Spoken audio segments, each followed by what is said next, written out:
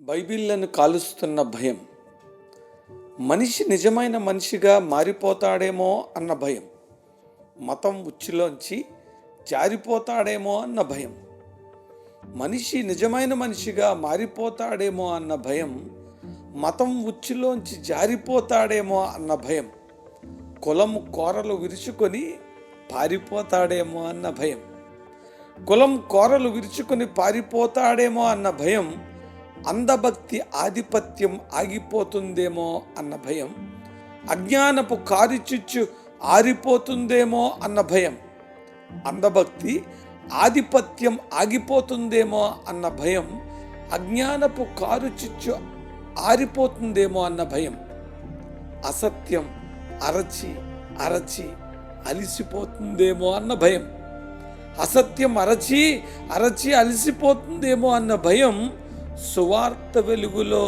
సత్యం తెలిసిపోతుందేమో అన్న భయం, సువార్త వెలుగులో సత్యం తెలిసిపోతుందేమో అన్న భయం. అందుకే బైబిల్ని మంటల్లో విసిరేస్తుంది విద్వేషం. అందుకే బైబిల్ని మంటల్లో విసిరేస్తుంది విద్వేషం.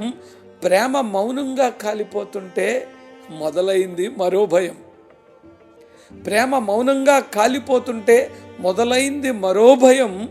కాలుతున్న ఈ పరిశుద్ధ గ్రంథం, కాలుతున్న ఈ పరిశుద్ధ గ్రంథం కాలిపోకుండా అలాగే వెలిగిపోతూ ఉండిపోతుందేమో అన్న భయం. కాలుతున్న ఈ పరిశుద్ధ గ్రంథం కాలిపోకుండా అలాగే వెలిగిపోతూ ఉండిపోతుందేమో అన్న భయం. ఆ వెలుగులో మనిషి నిజమైన మనిషిగా మారిపోతాడేమో అన్న భయం. భయం భయం భయం. అవునండి, బైబిల్ని కాలుస్తుంది, కాల్చేయాలనుకుంటుంది నిజానికి ఒక భయం.